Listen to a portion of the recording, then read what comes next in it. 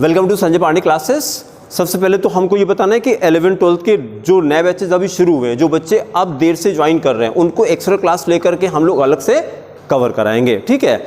और दूसरा ये इन्फॉर्मेशन देना है कि यहाँ पर साइंस, कॉमर्स एंड ह्यूमैनिटीज़ तीनों स्ट्रीम की क्लासेस चलती हैं। एंड नंबर 2, 4 से लेकर के 12th तक, 4th, 5th, 6th, 7th, 8th, 9th, 10th, 11th, 12th ये क्लासेस चलती हैं। और मॉर्निंग में जेई और नीट की क्लासेस चलती हैं। ये जो अभी लेक्चर हम लोग कर रहे हैं, ये क्लास 11th की केमिस्ट्री चल रही है। और क्लास 11th की केमिस्ट्री में चैप्टर नंबर 12 पे हम लोग हैं, सम बेसिक प्रिंसिपल्स पे। सम बेसिक प्रिंसिपल्स के अंदर नॉमेनक्लेचर हम लोगों ने कंप्लीट किया और अब हम लोग आइसोमेरिज्म पे चल रहे हैं। आइसोमेरिज्म के अंदर हम लोग कहाँ पर आ गए थे? Functional isomerism. हेडिंग करिए बेटा, फंक्शनल आइसोमेरिज्म। और शीट में देखिए, ये मिलेगा आपको कहां पर? नीचे देखिए तो 2.4 पे मिलेगा। शीट में देखिए बेटा 2.4, टॉपिक देखिए 2.4, फंक्शनल आइसोमेरिज्म है 2.4। और फिर एक्सप्लेनेशन पहले थोड़ा सा ऑब्जर्व करिए।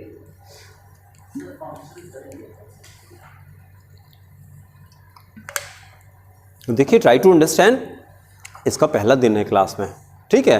तो टीचर की जिम्मेदारी ये होती है कि कोई बच्चा नया आया तो उसको साथ में लेके चलना शुरू कर दे, इतना उसको रेफरेंस मिल जाए। मैंने इनको सारी बात क्लियर कर दी, कितना कोर्स हो गया है, कितना एक्स्ट्रा कवर कराएंगे।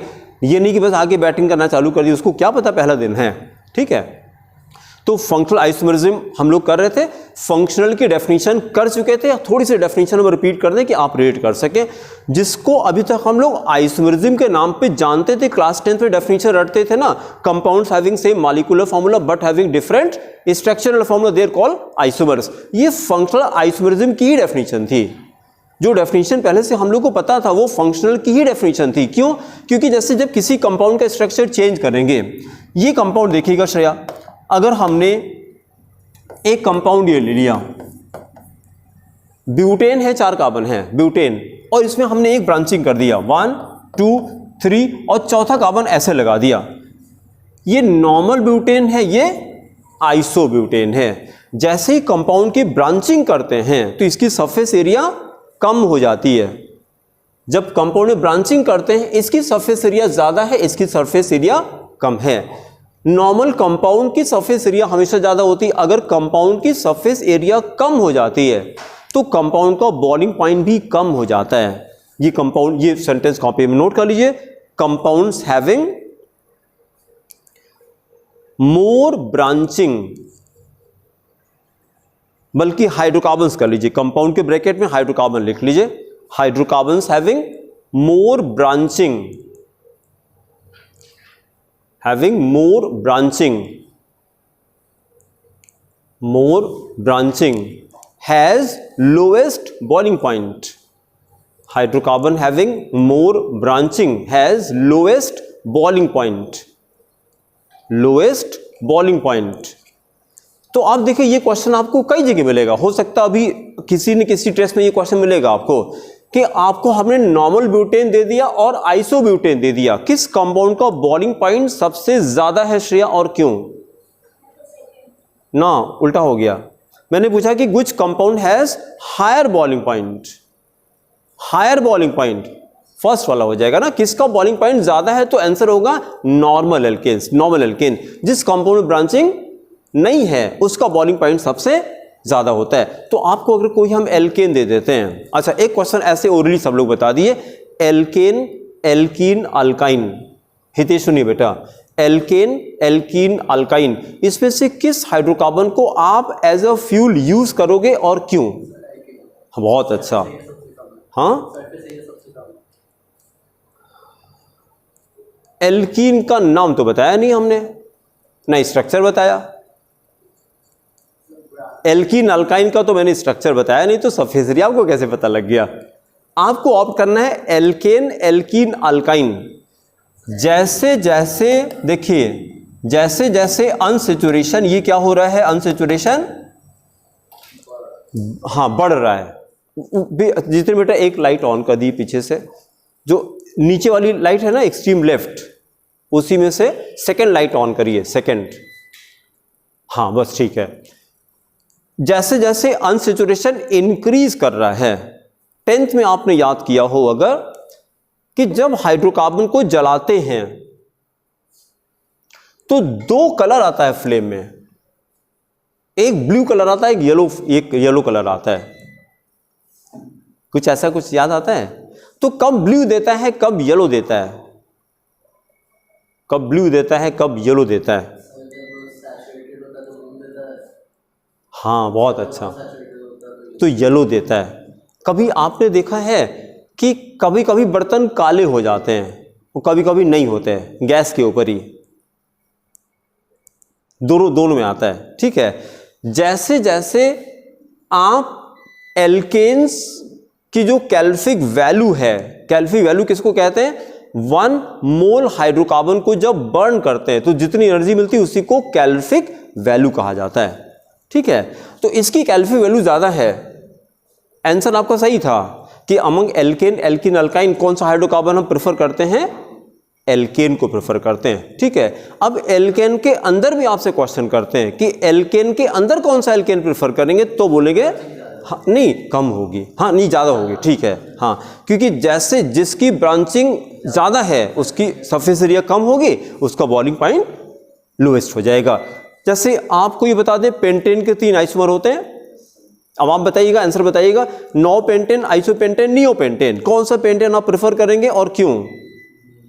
रेचल बोलिए बेटा, no pentane, isopentane, neopentane, which pentane you will prefer and why? For fuel, sorry, fuel के लिए इसमें से कौन सा एल्केन प्रेफर करेंगे शाश्वत? नोवोपेंटेन, आइसोपेंटेन के neopentane? Neopentane is the answer, correct, क्योंकि नियोपेंटेन में ब्रांचिंग सबसे ज्यादा है। नियोपेंटेन तो ऐसा है ना, ये है नियोपेंटेन, ये है, ये देखे ना, मैक्सिमम ब्रांचिंग तो हो गई, मैक्सिमम ब्रांचिंग तो हो गई, तो सरफेस एरिया सबसे बोलिए कम है, सबसे कम है, तो बॉइलिंग पॉइंट भी सबसे कम हो जाएगा। It's a very common question यार, वेरी कॉमन क्वेश्चन। अभी हर जगह क्वेश्चन मिलेगा, अभी किसी न किसी टेस्ट में ये क्वेश्चन आपको मिलेगा कि 4 एल्केन आपको दे देंगे, उससे पूछेंगे कौन से एल्केन का बॉइलिंग पॉइंट हाईएस्ट है या लोएस्ट है। तो जो नॉर्मल एल्केन होगा उसका बॉइलिंग पॉइंट हाईएस्ट हो जाएगा, हाईएस्ट हो जाएगा, और ब्रांचिंग वाले का लोएस्ट हो जाएगा। फिर वापस आते हैं श्रेया, हम ये कह रहे थे बेटा कि जब कंपाउंड का स्ट्रक्चर चेंज करते हैं, कंपाउंड का जब स्ट्रक्चर चेंज करते हैं, इसको हम हटा देते हैं। ये कंफ्यूजन क्रिएट कर रहा है। मैंने ये लिखा था नॉर्मल ब्यूटेन था और आइसोब्यूटेन था, इन दोनों में से आइसोब्यूटेन का बॉइलिंग पॉइंट, यस, आइसोब्यूटेन का बॉइलिंग पॉइंट कम है, तो प्रॉपर्टी चेंज हो गई ना। मतलब 10th जो हम लोग रटते थे कि compound having same molecular formula but having different structural formula, they called isomers. तो आइसोमर क्यों होता है वो? क्योंकि दोनों की प्रॉपर्टी डिफरेंट हो जाती। तो आइसोमर की डेफिनेशन क्या निकली कि compound having same molecular formula but having different properties are called isomers. अब हम लोग जब फंक्शनल आइसोमर पे आ रहे हैं तो उसमें एक चीज खाली ऐड कर देते हैं, when the two compounds are having same molecular formula but having different functional groups। एक सेंटेंस लिखिए, compounds having same molecular formula। आप लोग तो लिख ही चुके हैं ना, compounds having same molecular formula but different functional groups, but different functional groups are called functional isomers, are called functional isomers। Then write example number 1, example number 1। फिर देखिए Shreya, पहचानिएगा, C4 नहीं, पहले इजी वाला करते हैं। पहले हमने क्या, C2H6O। Can you recognise this compound? Shreya बोलिए। अभी हमने कहा था C2H6 तो एल्केन होता है, और एल्केन प्लस O क्या होता है? एल्कोहल होता है, अभी लिखा था हम लोगों ने। तो दिस कंपाउंड इज एल्कोहल। और फिर हमने एल्कोहल का आइसोमर क्या लिखाया था? ईथर होता है। ईथर का फॉर्मूला श्रेय क्या होता है? ROR होता है। एल्कोहल का फॉर्मूला क्या होता है? तो ROH होता है। ठीक है, तो इसके ब्रैकेट में लिखिए, एक ये एल्कोहल बनेगा, ROH बनेगा, ब्रैकेट में ROH बना दीजिए और ऑब्लिक करके ये बना दीजिए ROR, ईथर। ये कंपाउंड 2 आइसोमर बनाएगा, ये कंपाउंड 2 आइसोमर बनाएगा। तो एक एल्कोहल बना दिया जाए, 2 कार्बन से एल्कोहल, जितिन बताइए क्या लिखा आपने? 2 कार्बन से एल्कोहल, बताइए क्या लिखा आपने? 2 कार्बन का एल्कोहल बताइए। शाश्वत आप बताइए बेटा, 2 कार्बन का एल्कोहल। हाँ बहुत अच्छा, नहीं C2H5 हो जाएगा, C2H5OH, ये लिखिए, एक हो गया। हाँ हाँ बोलिए हितेश। तो कैसे लिखें? नहीं, हम कह रहे हैं कि इसका एक एल्कोहल आइसोमर बनाना है बेटा। C2H6O तो दिया ही है क्वेश्चन में, ये तो क्वेश्चन था, उसका आंसर हमने पूछा आपसे कि इसके 2 आइसोमर बनेंगे, एक एल्कोहल बनेगा, एक ईथर बनेगा। तो ये हम आपसे जानना चाह रहे हैं कि एल्कोहल क्या बनेगा, वो बताना है। हाँ बोलिए, फिर बताइए। हाँ बोलिए, इसका नाम बोलिए। एथेनॉल, बहुत अच्छा। फॉर्मूला बोलिए क्या लिखा है? बस C2H5OH। Methanol, ethanol, propanol, butanol, ऐसे अल्कोहल चलता है। 2 कार्बन अल्कोहल इज एथेनॉल, हो गया C2H5OH।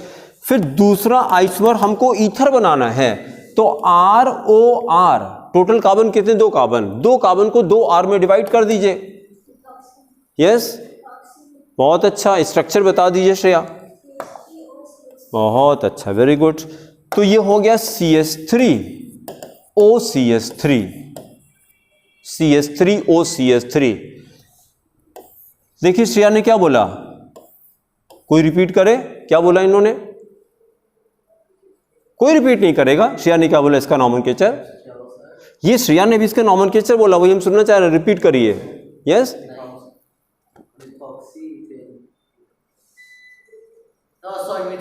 मिथॉक्सीमीथेन यार, मिथॉक्सीमीथेन।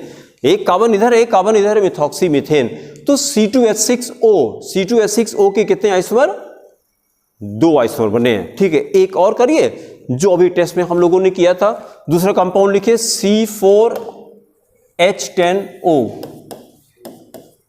C4H10O।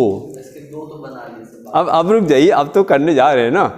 अब नीचे लिखिए, this compound has total 7 isomers, this compound has total 7 isomers. यही क्वेश्चन था हम लोग का, हैज 7 आइसोमर्स। फिर ब्रैकेट में लिखिए 3 ethers, in bracket right, 3 ethers and 4 alcohols, 3 ethers and 4 alcohols.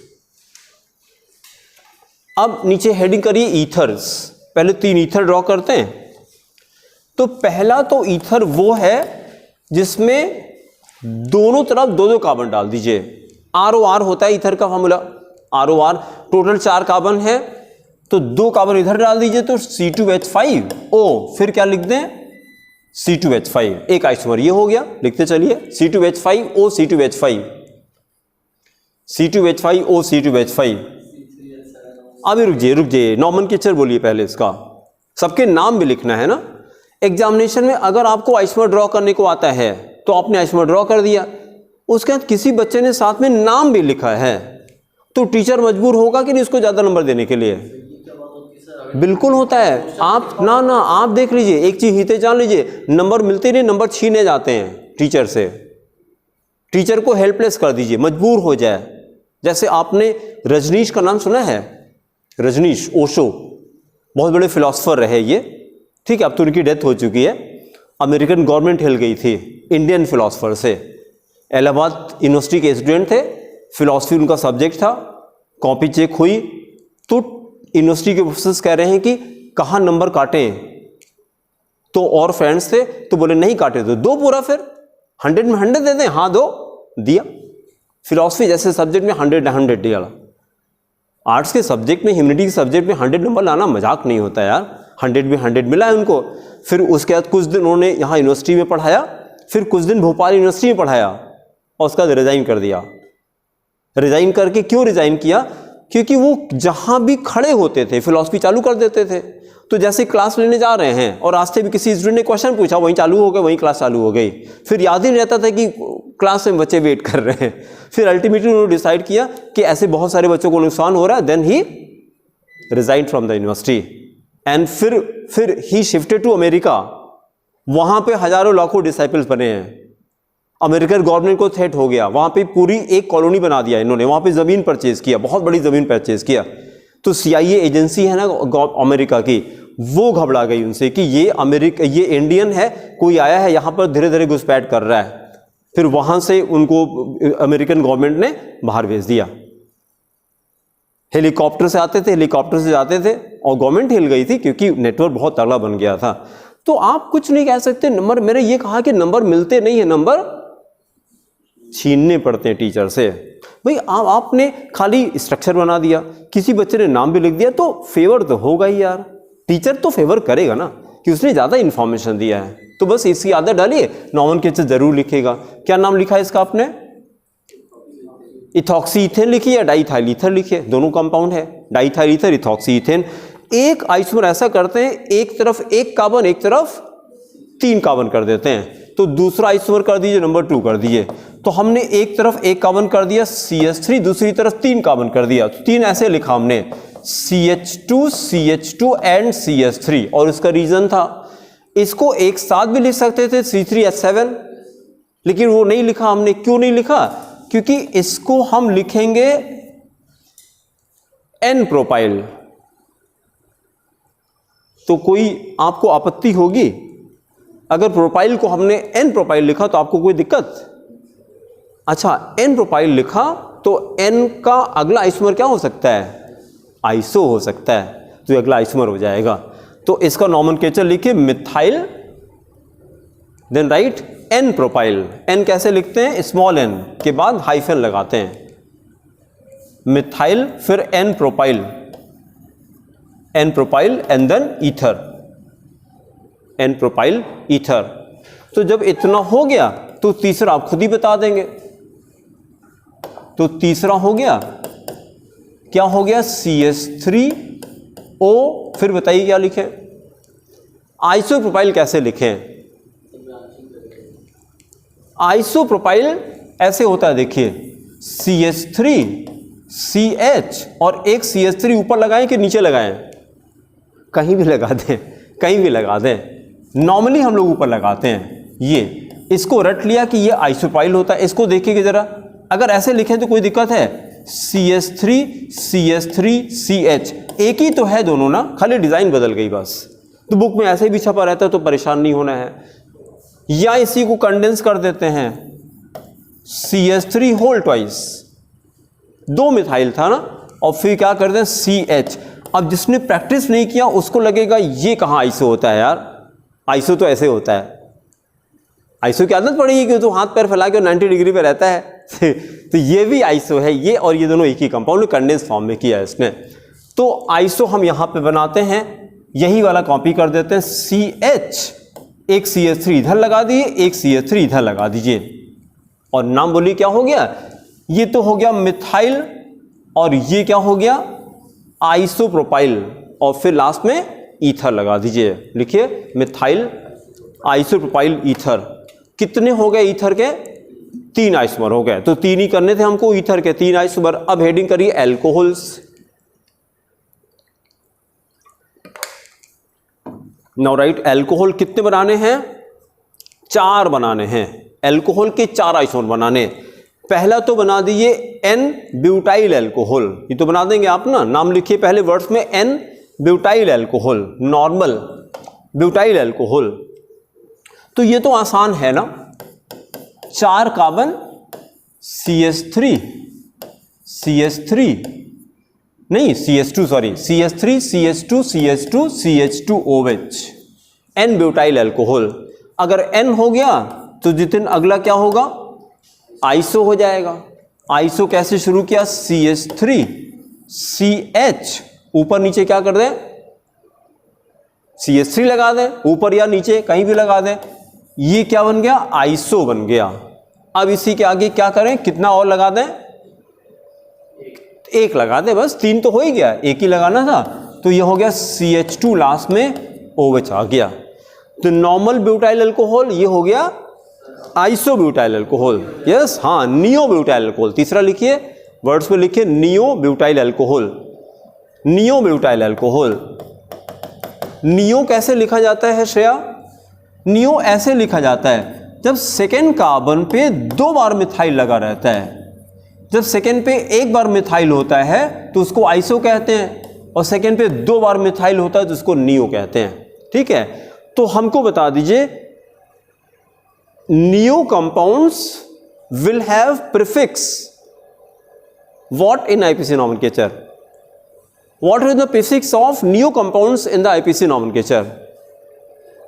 What will be the prefix? Like अभी जो क्वेश्चन हम लोगों ने किया था, iso compounds have prefix two methyl in IPC nomenclature. Iso compounds have prefix two methyl in IPC nomenclature. बहुत अच्छा। उसी तरह से मैंने क्वेश्चन किया कि नियो कंपाउंड्स का प्रीफिक्स आईपीसी भी क्या होगा, तो आंसर इज 2,2 डाइमिथाइल, 2,2 डाइमिथाइल।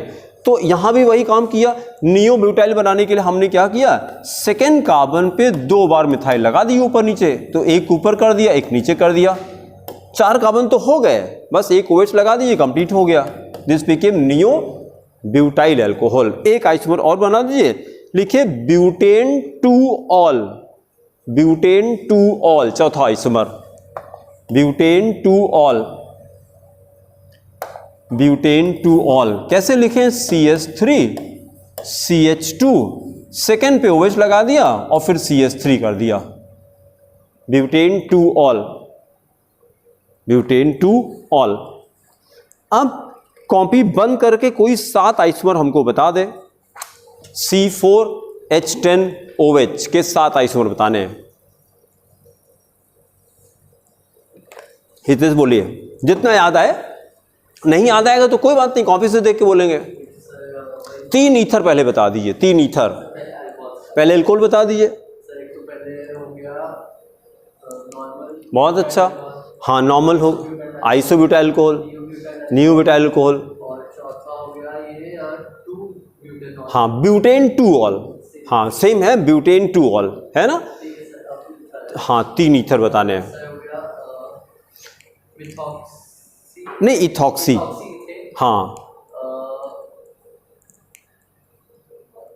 फिर दूसरे वाले में एक तरफ 1 कार्बन कर दिए, एक तरफ 3 कार्बन कर दीजिए, लेकिन 3 को नॉर्मल कर दीजिए। हाँ, एन प्रोपाइल, हाँ, methyl n propyl, isopropyl ether, बस हो गया। 700 ट्राई करिए, 7 कंपाउंड बताइए। ऐसे मत, जहां फंसे वहां कॉपी देखिए, ऐसे ट्राई रिकॉल करिए। हाँ, कौन से वाले को कह सकते हैं, मिथॉक्सीप्रोपेन भी सही है, लेकिन अगर मिथॉक्सीप्रोपेन किया तो तीसरा वाला आइसोमर सोचना पड़ेगा आपको। लेकिन अगर आपने कहा एन प्रोपाइल तो सोचना नहीं पड़ेगा आइसोप्रोपाइल। ठीक है, बिल्कुल कर सकते हैं, सही है आइसोमर। भाई कंपाउंड का नॉमेनक्लेचर करने पे कंपाउंड थोड़ी बदल जाता है, वो तो सिस्टम, आपने एक आईपीसी बोला, एक कॉमन बोला, तो नॉमेनक्लेचर बदलने से कंपाउंड थोड़ी बदलेगा, कंपाउंड तो वही रहेगा। लेकिन हमने ऐसा ऑप्ट किया कि अगले कंपाउंड का क्लू मिल गया, तो इसलिए हमने ये नॉमेनक्लेचर यूज किया। 7 ट्राई करिए। हाँ बोलिए, आगे चलिए। बहुत अच्छा, हाँ 3 हो गया। ब्यूटेन टू ऑल, ये 4 हो गया, 4 अल्कोहल हो गए, 3 ईथर बता दीजिए। हाँ करेक्ट है, बहुत अच्छा। ईथर, हाँ ether, then methyl isopropyl ether, methyl isopropyl ether. 7 isomer Shreya बता दीजिए। करेक्ट, हाँ, रुकिए रुकिए रुकिए, ऐसे ऐसे इसमें बोलिए। हाँ, यहाँ पे लीजिए अपने, 7 ऐसे बोलिए। अपना नाम बताइए पहले। My name is Shreya Pandey. Shreya Pandey नाम, विच स्कूल बेटा? Sir, Srinivasa Ramanujan Public School.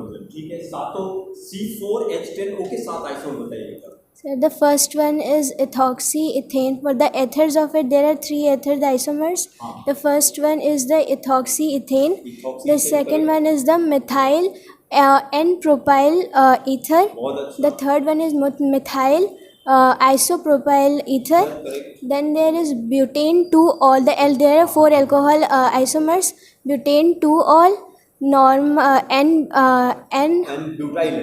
N-butyl alcohol, isobutyl alcohol and neobutyl alcohol. सब लोग क्लैप कर दीजिए श्रेया के लिए एक बार। बहुत अच्छा, वेरी गुड। अच्छा, इसको देखिएगा, शायद ही कोई कॉम्पिटिटिव एग्जामिनेशन होगा जिसमें ये कंपाउंड ना मिले आपको, C4H10O। It's a very common question, ठीक है। नॉर्मली जैसे जब फर्स्ट टाइम ये कंपाउंड जब 10th में आता है, 10th में ICSE में आता है, CBSE में नहीं आता है, ICSE में 10th में ये कंपाउंड आ जाता है, तो वहाँ पे केवल बच्चे को 2 आइसोमर पता रहता है, एक ईथर रहता है और एक एल्कोहल, लेकिन 10th लेवल पे इतना काफ़ी है। जब 11th में आते हैं तब हम बोलेंगे total it has got 7 isomers. इसमें से 3 ईथर बनता है और 4 एल्कोहल का बनता है, ठीक है। फिर चलिए आइसोमरिज्म देखिए, शीट निकालिए। हम लोगों ने पहले जो आइसोमरिज्म किया था, शीट देखिए बेटा। First we have divided all isomerism into how many categories? Into 2 categories. Sheet को देखिए, it was structural isomerism and stereo और स्पेस आइसोमरिज्म। स्ट्रक्चरल के अंदर कितना था? शीट में देखिए 6 आइसोमरिज्म थी। स्ट्रक्चरल के अंदर थी chain isomerism, ring chain isomerism, position isomerism and just now we completed functional isomerism. अब अगली हेडिंग करिए 2.5 मेटामेरिज्म। कॉपी में हेडिंग करिए 2.5 मेटामेरिज्म। हाँ, जितना भी हो जाए, 2-3 मिनट बचा है, कुछ नहीं रहने दीजिए, फिर बस हेडिंग करके छोड़ दिए, अगले टर्न पे कंटिन्यू किया जाएगा, ठीक है। Thank you. हैं